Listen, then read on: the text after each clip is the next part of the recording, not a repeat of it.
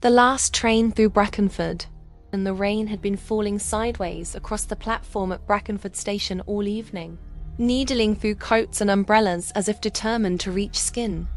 Selina arrived breathless, her boots slick with mud from the footpath shortcut. She'd missed the 22:10 to London by less than a minute. The station was nearly empty now, just a flickering overhead lamp, a vending machine humming like it had a secret, and a timetable board that insisted another train was due at 22:37. Odd. She'd never seen a train scheduled that late on a Sunday. Still, the wind was biting, and the idea of waiting alone on the platform made her stomach tighten. She checked her phone. No signal. Typical Brackenford. A figure appeared at the far end of the platform. Tall, wrapped in a long charcoal overcoat. Collar turned up. He stood perfectly still, facing the tracks, as if listening for something. Selina cleared her throat. "Excuse me, do you know if the 22:37 is actually running?" The man didn't turn. "It'll come," he said, voice low and oddly flat. "It always comes." A shiver crawled up her spine. "Is it a replacement service?" she asked. He finally turned his head. His face was pale, eyes shadowed, expression unreadable. "You could call it that, at exactly 22:37. A distant rumble rolled through the valley. The tracks began to tremble. Headlights cut through the rain, but they were dimmer than modern trains, yellowish like old filament bulbs. The train that pulled in looked wrong. Carriages painted a faded green. Windows fogged from the inside. A logo she didn't recognize, a circle with a diagonal slash, half scraped off the metal. The doors opened with a hiss that sounded almost like a sigh. The man in the overcoat stepped aboard without hesitation. Selina hesitated.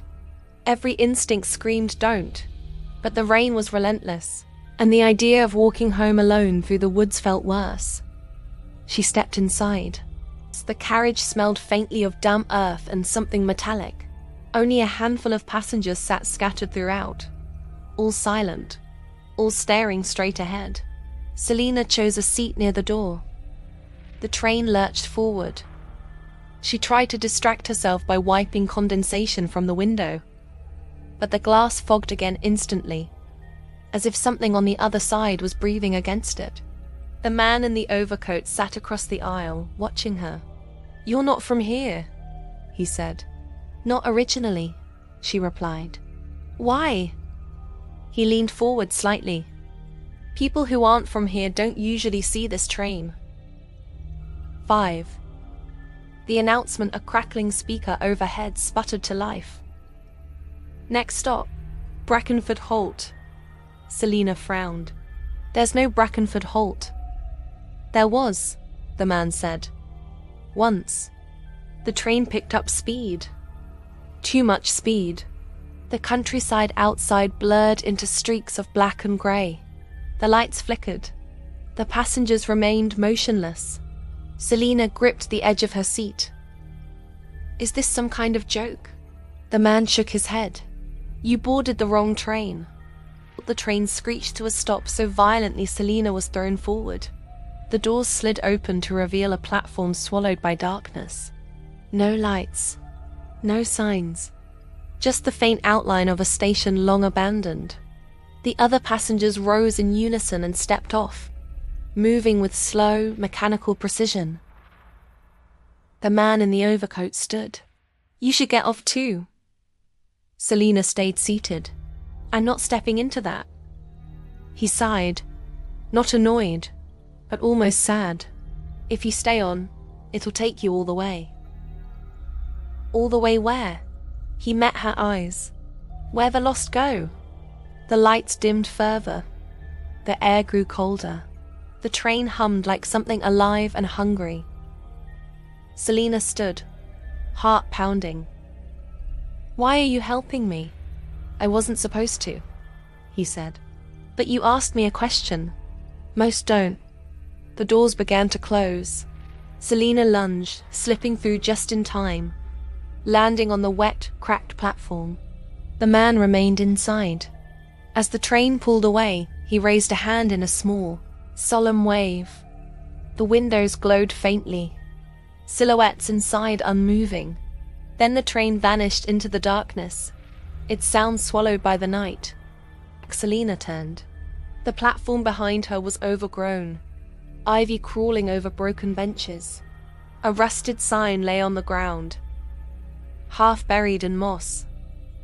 She brushed away the dirt.